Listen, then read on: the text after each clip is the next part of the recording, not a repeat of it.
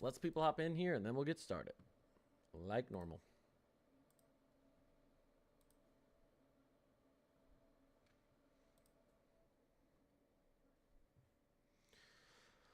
Let me actually look up.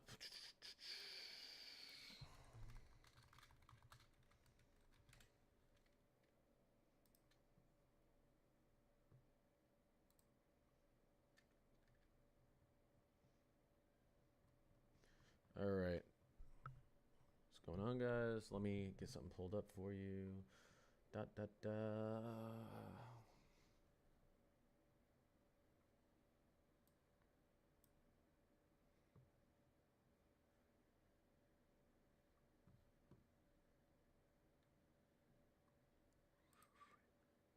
All right. I'm gonna let some people get in here, and we're gonna talk. We are gonna talk. What's going on, everyone? I just released a video today on what could be an historic polar vortex collapse over the next 2 weeks. MJO phase 8. Extremely negative easterly QBO. La Nina. Warm waters in the Atlantic, WPO. What's going on? This is the winter I've been waiting for a while. Well, it all depends. You could just get a big burst of historically cold air in December and no moisture. Although that's not what we're suggesting, because NOAA thinks the moisture is going to be there, and so do I. Who's NOAA? The National Oceanic and Atmospheric Administration. Just them. This is the projected snow through December 27th. All right, it's far out, but we start here so people know what I'm talking about today. All right, give me 1 second, guys. We're going to get started here in just a second. Okay? Just a second.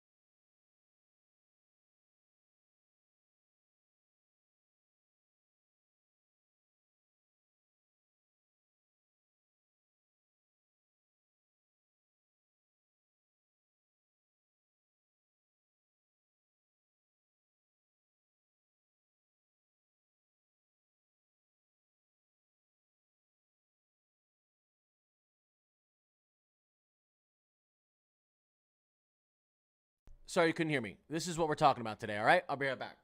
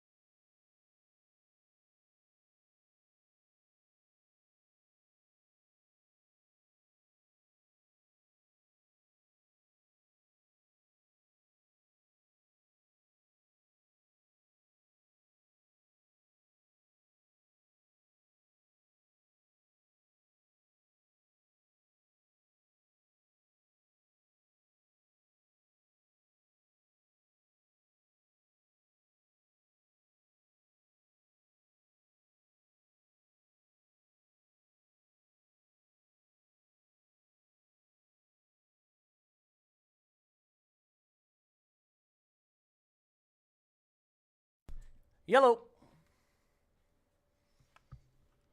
Who wants to talk about this? Who wants to talk about this?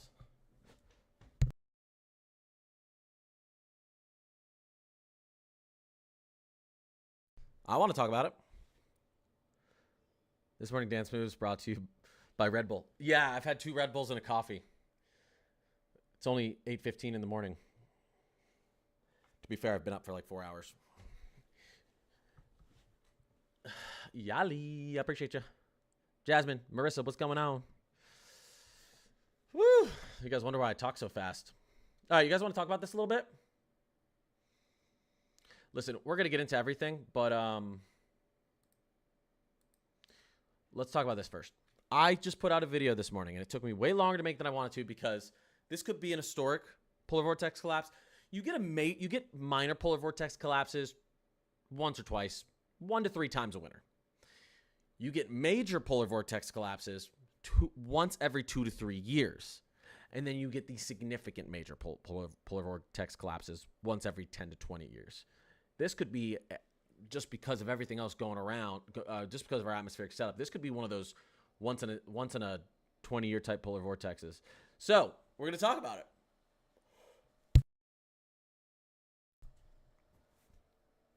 I can show you all the charts and whatnot, but it's in my video. It's in my video on my YouTube. You can watch. I'm only going to be streaming for 30 minutes, so you can go watch that. You can go. I really go into detail in the video today. We talk about the QBO. We talk about La Nina and the QBO interaction. What else do I talk about? Wind speed forecasts for the stratospheric polar vortex. All sorts of interesting things. Okay. A significant disruption to the polar vortex is about to start. Well, by the way, it's already started. Now, to be fair, this article was released yesterday, but it had already started yesterday too. Okay, significant disruption to the polar vortex is about to start due to an unusually early sudden stratospheric warming event. Why is it early? What do you mean unusually early? Well, the more we get into winter, the more unstable our hemisphere becomes. Because we start to tilt away from the sun, and now we start to get that battle of hot and cold that really sparks energy in the northern hemisphere. And that's when you get the push and pull of the polar vortex. You see this more mid-December to mid-February, not now. All right. The forecast shows a collapse of the polar circulation in the second half of the month, with cold weather and snow to follow across the United States and Canada. Now, we always get cold weather and snow across the United States and Canada. They should have said with colder and snowier weather than normal forecast to follow across the United States and Canada. But with less, who cares about Europe? Just kidding. Love you guys. The polar vortex is usually the keeper of the cold, locking it into the polar regions when strong. But when disrupted or collapsed, the cold air can escape, creating proper winter weather across the mid-latitudes. All right. Well, I've talked to you guys about this before. What's the polar vortex? Well, we got 2 polar vortexes. We got the tropospheric polar vortex and the stratospheric polar vortex. I don't really care about the tropospheric polar vortex. I mean, I do, but that's just our polar jet. We look at that in the short term all the time. We don't talk about a stratospheric polar vortex except for a few times a year during winter, for a couple weeks at a time. This is what holds in the coldest air on the planet. Yes, our air up here is colder than it is in the southern hemisphere. It has to do with our geography. This is the coldest air on the planet. And it's supposed to be a very, very strong, there's supposed to be very strong winds up there, really, really deep low pressure circulating and holding that cold air in. There it is. This is what a nice polar vortex looks like. Nice circular polar vortex, not allowing any of that cold air to seep out, displaced down to the south. But what happens with the La Nina? Sometimes you get some high pressures, higher heights punching up into that vortex. What happens with the easterly QBO, warm WPO? You get even stronger punches of warm air up into that vortex, and the vortex just begins to break down. Your winds that are rapidly rotating around the Arctic air in the stratosphere start to slow. There was a really good analogy I heard the other day. It was, what was it? Okay. What are those things called? Dreidel, that you spin, And if it's going fast, the dreidel's what? It's perfect, right? It's just spinning, it's spinning, it's spinning. What happens when the dreidel begins to slow down, chat? What happens when the dreidel begins to slow down? That's a perfect representation of our polar vortex. Except for the dreidel slows down just because it, you know, this is a forced slowdown. It falls. It begins to go like this. Wobble, right? It starts to wobble all over the place, and then it falls. That's what's going to happen to our polar vortex. That's what a major polar vortex disruption is. A major polar vortex breakdown, a major polar vortex collapse. It's for the dreidel that's spinning at 1,000,000 miles per hour, keeping all that cold air in, begins to be disrupted, significantly disrupted in a way that it shouldn't be. And it starts to wobble, and eventually it falls over. It collapses, and then all this air is free to roam about the globe, well, at least the northern hemisphere. Yeah, the Aurora Borealis was beautiful last night. And by the way, I think it's going to be even brighter tonight. So yeah, that's what's happening, guys. This break is supposed to be pretty major. The latest analysis shows the polar vortex currently has a normal size, a nice circular shape, and is running around long-term average strength. You can see the geopotential height and temperature analysis in the mid-stratosphere at the 10 millibar level, 30 kilometer, 18.5 mile height. Hi. You want to say hi to stream? Yeah. All right, hurry up. We're talking about the stratospheric polar vortex. All right. Say hi. Say hi. Okay. Okay. Say I love you, stream. I love you, stream. Wow. Okay. All right, I'll be out in a little bit. That was a really good job, bud. Can you close the door? All right. Back to the important stuff. Just kidding. He's important. All right, so this is what it looks like now. It's not going to look like that soon. While the polar vortex looks decent at this level of the stratosphere, you can already see signs of trouble. A high-pressure area is starting to form with a weak warming wave already visible in the outer layers. In the image below, you can see the pressure anomaly at the same level in the stratosphere, which shows the main core of the polar vortex is running with properly low pressure. But here you can better see the developing high-pressure anomaly in the stratosphere, which is expected to grow and strengthen further. This bad boy is pushing into this bad boy. Who's going to win? The high pressure, most likely. Very likely. This is one of the most important charts in this article that people will probably just go right past. This is the forecast for our polar vortex winds. Here's the dreidel spinning quickly. Here's the dreidel beginning to slow. Here's 0. Standstill. November 23rd.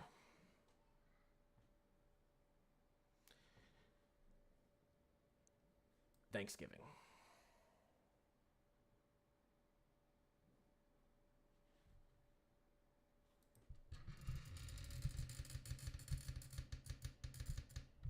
All right. Calm down, guys. Now, I kind of joke here because the polar vortex doesn't collapse and we immediately get a freezing air down into the States. It's actually typically lagged a week or two. So I don't think we're going to, well, we could have a nice Thanksgiving winter storm though, because this warming is already occurring. We've already started here. So we could have a nice Thanksgiving winter storm out east, believe it or not. Philly area getting anything soon, you think? I don't, timing is weird. I do think you're going to get a winter storm before December this year. I mean, before Christmas. Maybe a significant one. Love you more. I'm going to get to questions in a second, guys. Yeah, Emmanuel, you're always on point. You know what's happening. I see you. I see your comments. What made you get into studying weather? I had an uncle who was a meteorologist. I always thought it was. I thought when I was like 5 or 6 years old, I would watch the Weather Channel constantly. I always fell asleep. I shared a room with my brother almost my whole life, and he got annoyed because I had to fall asleep with the Weather Channel on. I liked Local on the 8s. So I like the music, and I just watch it constantly. It's my favorite show. I watched the Weather Channel like kids watched cartoons. But when I was in 6th grade, something like that, Hurricane Wilma hit my middle school, or Hurricane Wilma hit our. I'll get to the point why I say middle school. Hurricane Wilma, Category 3. The eye went right over our city in South Florida. Crazy, complete destruction. We didn't have power for weeks, and it was wild. My school roof collapsed. I was out of school for months, which I thought was awesome. And it was like the coolest. And all our neighbors started grilling out in the streets because no one had power. It was like a really terrible but awesome experience. And then like within the next 2 years, I went through the eye of 2 more hurricanes, Gina and Francis in Palm City. And I was like, okay, yeah, I want to become a hurricane hunter. That's what I wanted to do. But then I started really getting into climatology and stuff like that. So anyways, okay. So really quickly to wrap this up, I'm going to start taking some questions. The latest forecast shows the peak disruption to occur later this month, around the 26th. Pretty much Thanksgiving. In the image below, you can see a very strong high pressure area in the mid-stratosphere, sometimes called the anti-vortex. Yeah, yep. There's our vortex. There's our anti-vortex. You can see a very strong warming wave occurring where they come together, deforming and disrupting the polar vortex. Okay? Below is the mid. Don't worry, I'm gonna get to questions in a second. We'll get past this. Below is the mid-stratosphere pressure anomaly forecast for the same period. In the image, you can clearly see the large high pressure anomaly in the mid-stratosphere at the 10 millibar layer. The 10 millibar layer is really at the top of the stratosphere. The 50 millibars closer to the troposphere, squeezing the polar vortex, slowing it down, and creating a big disruption in the atmosphere. Gosh, and these forecasts really love this disruption towards the eastern U.S., although that's the stratosphere, not the troposphere. The true extent of the stratospheric warming event can be seen in the latest temperature anomaly forecast for the same level. You can see a strong warming anomaly with the temperatures in the mid-stratosphere nearing 40 degrees Celsius above normal. 40 degrees Celsius above normal. I don't think some of you understand how significant that is. Such a stratospheric warming event is quite unusual at this time of year. There are fewer than a handful of these stratospheric warming events recorded this early in the past 70 years. Handful in the past 70 years. Not to mention we're in a La Nina, easterly QBO, and all sorts of other fun stuff. Emmanuel, I appreciate the super chat. $10. I hope we get a big snow. I hope we get a big snow up in Northwest Indiana again for Thanksgiving. My in-laws are still digging out of snow. I have a few meteorology books. Hey, they're fun. The meteorology books. Listen. I've told you.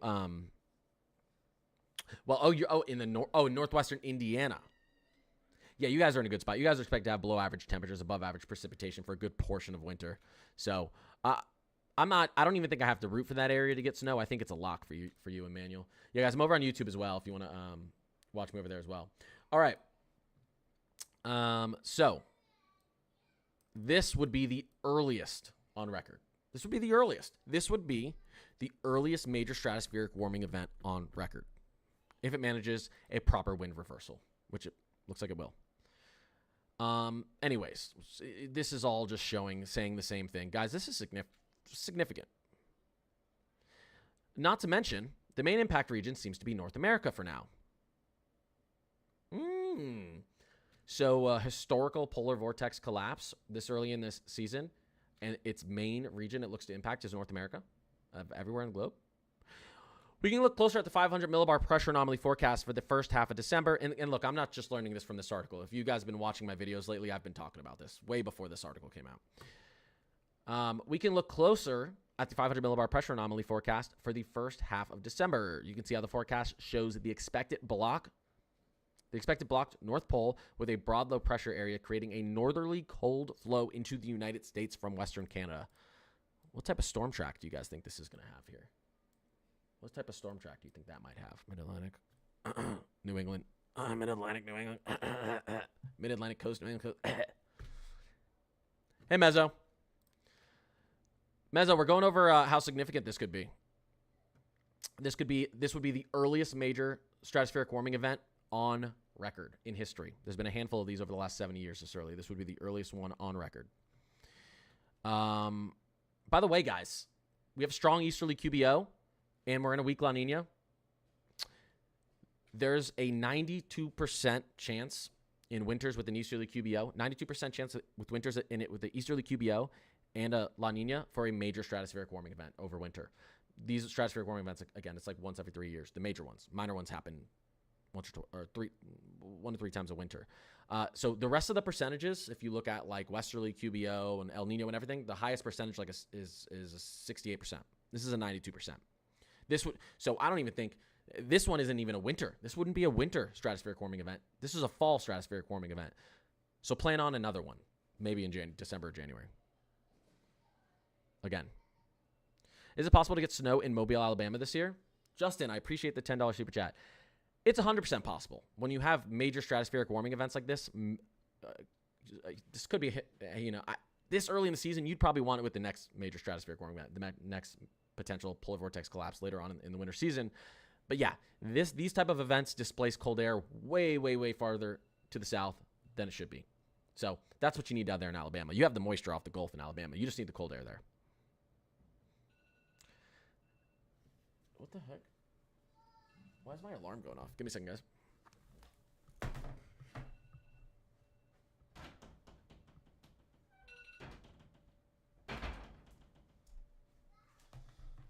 Matt, by the way, I want to talk to you about this. I've been really diving into this SSW here for a little bit. I want to talk to you about it on the phone after stream.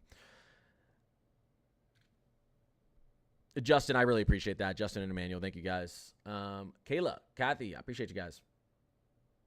I'm ready for some. Matt, yeah, I'll talk to you. I'll talk to you after stream. I posted a video on my YouTube today talking about all the crazy anomalies that are happening at the same time. Our MJO Phase 8 in December. Historically, this would be the earliest major stratospheric warming event on record at the same time as we're transitioning into a Phase 8 of the MJO. Weak La Nina, easterly QBO. Lots of things are happening at the same time. Good temperature anomalies in WPO and Atlantic as well. My YouTube is Connor's Climate Corner. Same as TikTok. Oh my gosh, the super chat said, Emmanuel, I appreciate you again. Get your homes right. Get your cars right. Yep. If you can afford it, do what you can. Best to do it now and not when everyone else is better. Yep. Better to be overprepared than scrambling. Yeah. Especially if you're up in these northern tier states. Although these stratospheric warming events, these polar, guys, look at this. Look at the European Extended Ensemble. I think I posted this on my Twitter today. What is it? Climate Corner HQ. It doesn't let me use my full name. 850 millibar temperature anomaly through December 6th. Check this out. Look at the Ohio Valley in the Midwest. Oh my gosh. Look at that. But really, it's the whole country, except for maybe far South Florida and portions of the West Coast. Significant. But yeah, who's affected the most by these? Typically people actually down in the South, because up north, we're more winterized. You guys down in the South, your stuff isn't winterized. Your infrastructure isn't as good. That's why that crazy stuff happened out in Texas, 2021, whatever it was, 2019, 2021. So definitely got to winterize some stuff. Look at this. European Extended Ensemble. This is through December 19th, 850 millibar temperature anomaly. This is 850 millibars is where our storms are moving across our head. It's cold. It's cold, guys. This is impressive. We've gone over this. Pretty aggressive snow coverage being expected from the European. This is where it expects snow potentially before Christmas. It's pretty aggressive there. So, anyways, with all this being said, I posted a video going over all of this today. So if you want to watch that, you can watch that. I'm not going to beat a dead horse at this point. Is that I feel like that's not how you say it, but whatever. Who has some questions? We can also take a look at, we've got new model updates. We can look at kind of what we're expecting moving forward here. We can already see on the European and GFS around Thanksgiving, major snowstorm. They're both signaling a major snowstorm through the plains and Midwest. This is the end of the run, but I think it's very interesting that this is 384 hours out on the GFS. They never agreed this far out. And then this is 384 hours out on the Euro. Why do they see the exact same thing? They never agree that far out. Pretty crazy. But I think it's because they agree on one thing. SSW, stratospheric warming event, polar vortex collapse. They know this polar jet's going to start pushing south. So they agree on that.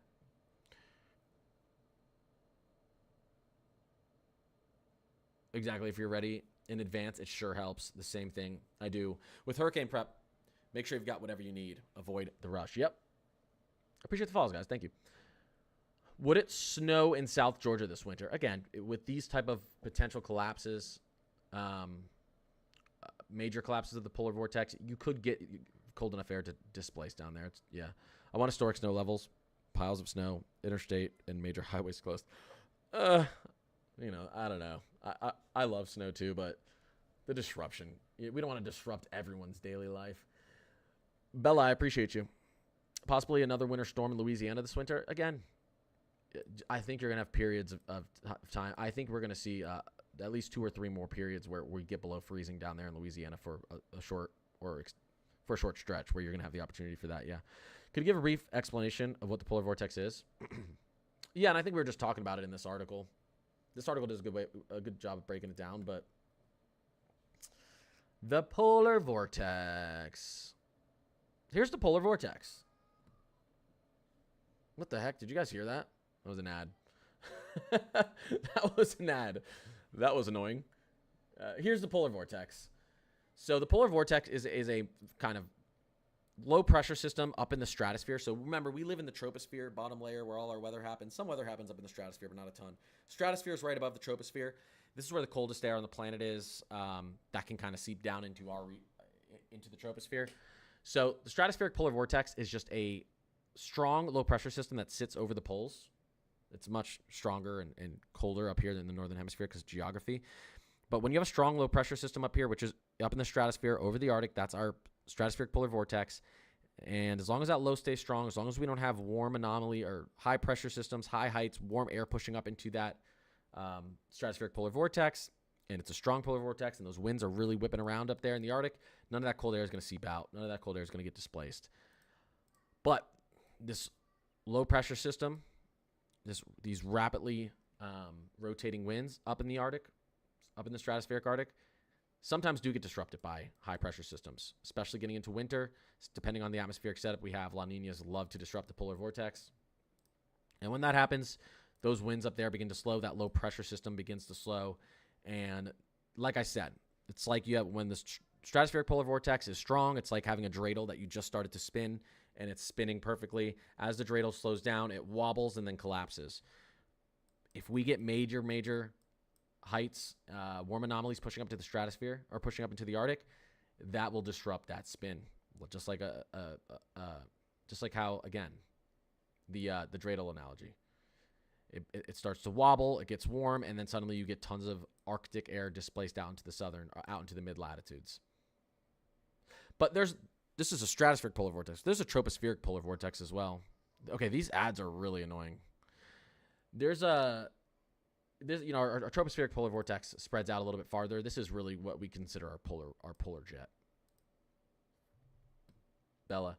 Yeah, Bella, I heard that analogy. I heard that analogy from someone else, and I can't remember who, or I'd give them credit for it. If I remembered. I heard that analogy like 5 years ago. I remember when I was doing a little bit more research on the stratosphere. Bowling Green, Kentucky winter forecast. I think you guys are going to have a decent, I think above average precipitation is we're pretty confident in above average precipitation for Bowling Green, Kentucky. You take that into account with these major breaks in the stratospheric polar vortex. Yeah, there's going to be a couple opportunities for major snowstorms through Kentucky.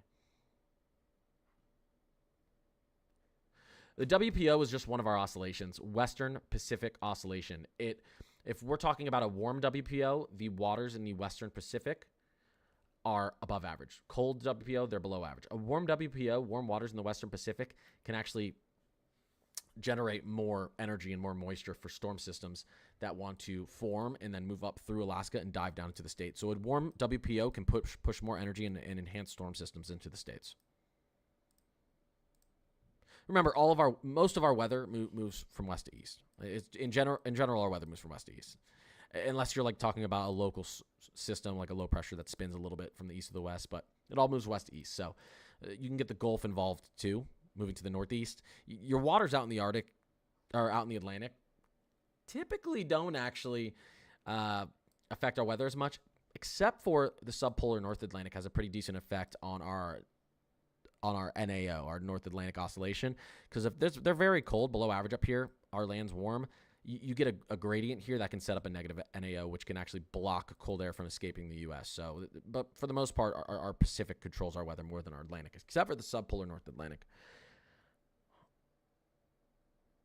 Are we likely looking at another 2021 again? It's possible that we get something like that. I mean, we're talking about, I don't think it's going to happen from this event.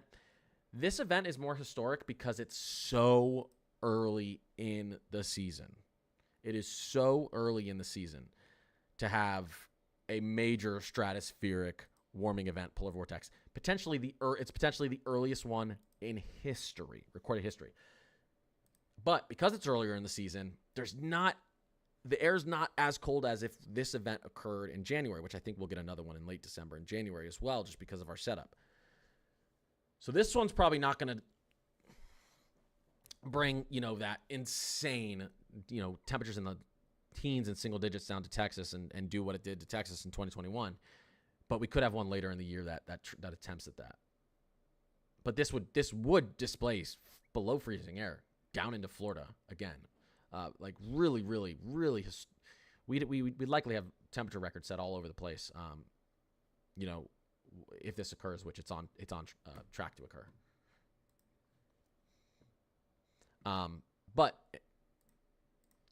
the other interesting thing is, and I've talked about this as well, the other really interesting thing is taking a look at what our 500 millibar height anomaly is doing. Because not only are we expecting this polar jet collapse, but at the same time, we're expecting an extended period of Alaskan and Greenland blocking, or Alaskan and Greenland ridging. So the cold air escapes down to the U.S., and instead of running right out like this last system did, it's going to be like 70 degrees in Kentucky tomorrow or something like that, right? We're getting warm air pushed right back in. Instead of it moving right out like this last big collapse did, which was a minor polar jet collapse, a polar vortex collapse, models think this air is going to get trapped for a majority of December. This below average air. So more significant effects, much more significant effects. Look at this hold. Look at our 500 millibar hold all the way up through pretty much Christmas. Yep. I have a December outlook, winter prediction, and I talk about the polar jet collapse on my YouTube. 32-day snowfall. This is where the Euro thinks we're going to have snowfall in the next 32 days. That's what it thinks it's going to be like. These are always, you're not going to get snow in all these places, but it's an aggressive look because of what they expect to happen here over the next 2 weeks. I hate Michigan more every year. Some people don't like winter. Can't blame you. Scott B, what's going on?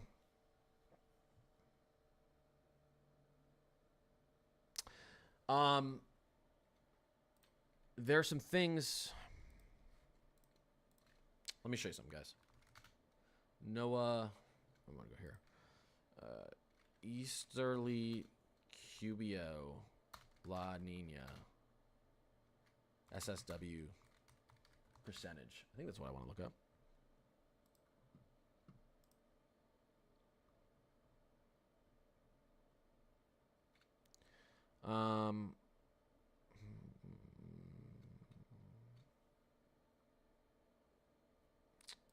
Nope.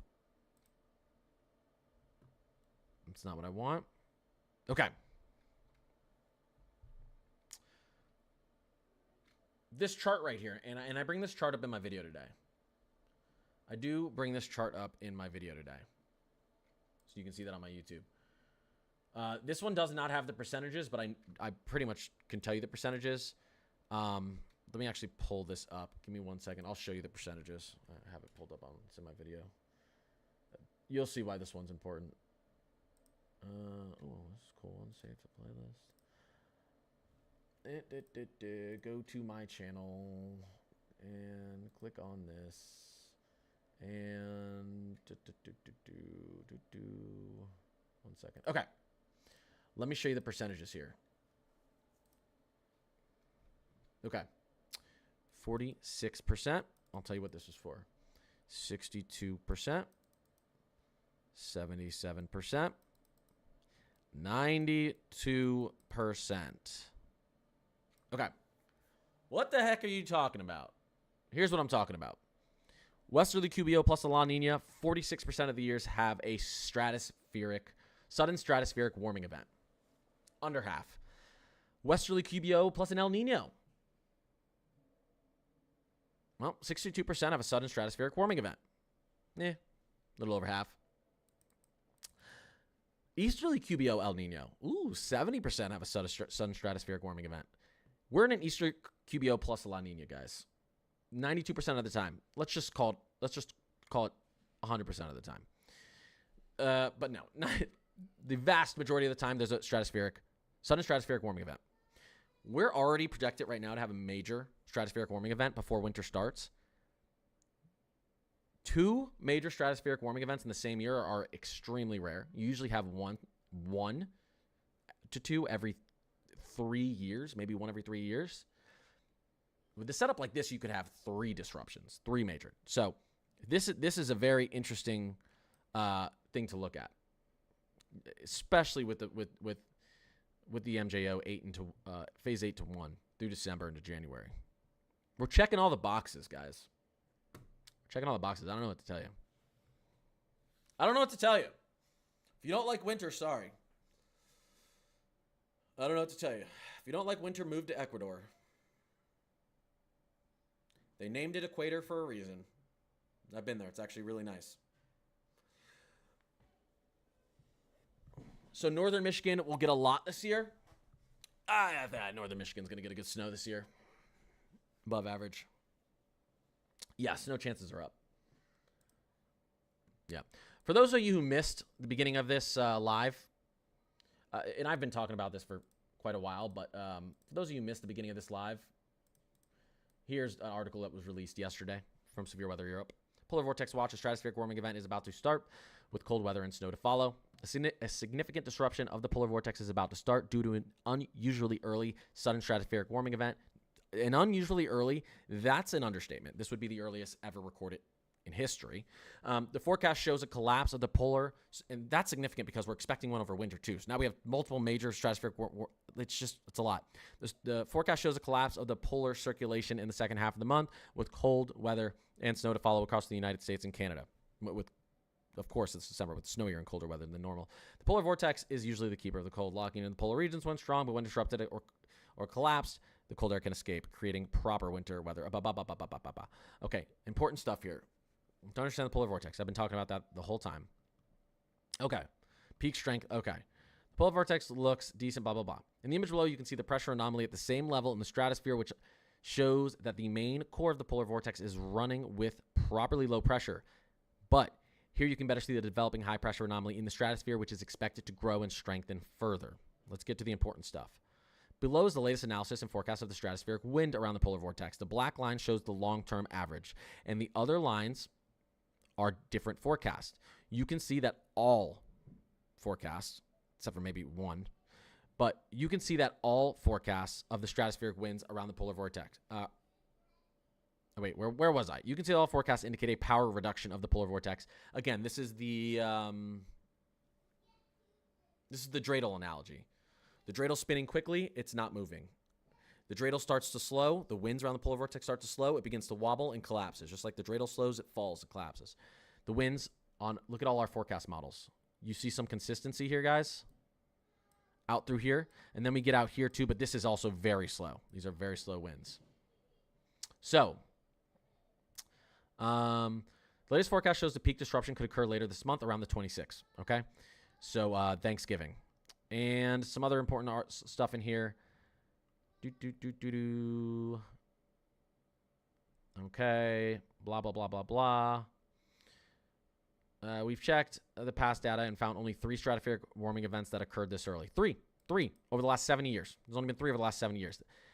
The seasons were 1958, 1968, and 2000. By the way, guys, you know what happened in the 2000-2001 winter? Almost the entire U.S. saw below average temperatures and above average snow, especially portions of the Midwest and Northeast. Okay, let's continue to move on here. As the main impact region seems to be North America, for now, we can look closer at the 500 millibar pressure anomaly forecast for the first half of December. You can see how the forecast shows the expected blocked North Pole with a broad low area, creating a northerly flow. Again, so here's the U.S. main impact region, probably from this historic breakdown this early in the season. There's our 850 millibar. This is where all our clouds fly over us and drop the snow. There's that layer, cold through December. Anyways, I've talked about it a lot, so I'm just gonna get into the point here. Okay, there's a summary of what you missed. What's the difference between WPO and La Nina, El Nino? La Nina and El Nino look at the Nino 3.4, the Nino 3 and the Nino 4 region of the Central Pacific the Central Pacific equatorial region, Nino 3, Nino 4, but we call that combined region the Nino 3.4. Enzo, La Nina, El Nino, look at the temperature anomalies there. Because the temperature anomalies there will either give us, if it's warm, will give us a stronger subpolar jet, which means colder and stormier conditions for the south, or will give us a subpolar jet that weakens and therefore strengthens our polar jet, which then brings colder and typically more moisture to the north. I guess. Something like that. All right. Jazzy Pizza, Lauren. I actually got to go. I think I got to. Well, in a second. Okay, let me take some questions real quick. Let's do rapid fire questions before I go. Does anyone have a question? I feel like I just like the sound of my own voice. That's what my mom always told me. She goes, shut up and let other people talk. It's difficult for me, guys. I'm working on it. Hello, I love Weatherman. Are we able to see northeast snow projections yet? The northeast is going to get, I expect a big nor'easter up there in the northeast this year. I think the northeast is going to be average to above average snow simply because of one or two big snowstorms. I don't expect frequent snowstorms up in the northeast, but I expect one or two big ones for sure. Does the WPO cover the whole Pacific then? No, it's mainly the Western Pacific. You have an EPO as well, which is Eastern Pacific. You have a, it's not the entire, it's, the WPO is the Northwestern Pacific. You know what I mean?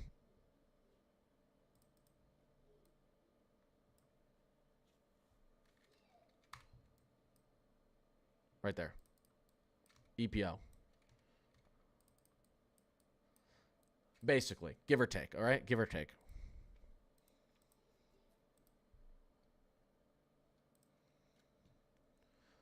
So what's happening to Arizona? We'll see. The Southwest is the one area that the Southwest and far Southeast, maybe even just South Florida or far Southeast or you know, South Georgia, South Mississippi, Southern South Carolina down to Florida are the areas that tend to not be as affected by all of this, but they may be. La Ninas are typically pretty dry and warm down there in the Southwest, but you know, there's a little bit of, with this much cold air displacement and the amount of moisture in the atmosphere this year, who knows? Everything's kind of on the table. They're not sure, right? I don't know why my son's yelling. Yeah. He's at that age where everything's a big deal. He's 2.5. I've heard the Great Lakes and Ohio Valley are going to receive above average snowfall. Is it true? Above average moisture, yes. So as long as the cold air is there, yes, above average snowfall, which I think it will be.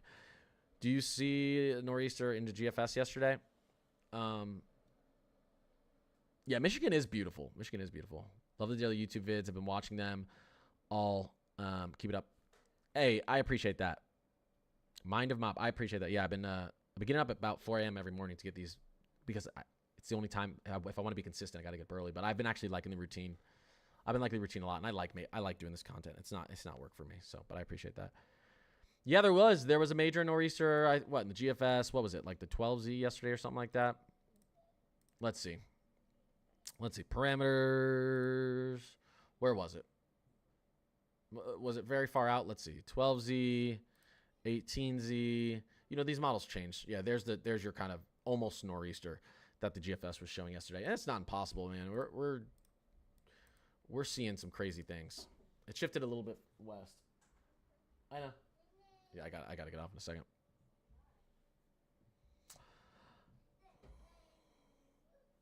So yeah, this is now, it's pushing that snow over the plains instead of the northeast. But don't worry, northeast, if you're looking for early season snow, you're gonna have your opportunities here. All right, guys, I do have to get off. Like I said, I post every single morning. I live stream every single morning to answer questions and to explain from my perspective what's going on. I also have a awesome Discord with tons of weather enthusiasts, live daily updated information. It's in the description of every single one of my YouTube videos. Yeah, so I'm really making a push on YouTube right now. I'm liking the growth on YouTube. So, but I appreciate all the support. Appreciate anyone who gifted, followed, just was in here, engaging, helping the algorithm. I appreciate all of you. Mods, you're awesome. I'll try to get back on later if I can. But big developments here. major developments here, historic developments here. I'm not just saying that for clickbait. It's like I'm showing you articles. I'm showing you what's happening here. You know, I'm not just going to say stuff and not at least show you what's pushing us in that direction or why we're leaning towards that direction. All right. You guys are awesome. Everyone have a great hump day. And I'll see you later, or I'll see you tomorrow morning. I might be talking in my Discord a little bit today and engaging a little bit more on my X, Climate Corner HQ. You guys are awesome. Love you all. Peace. See you, toughs.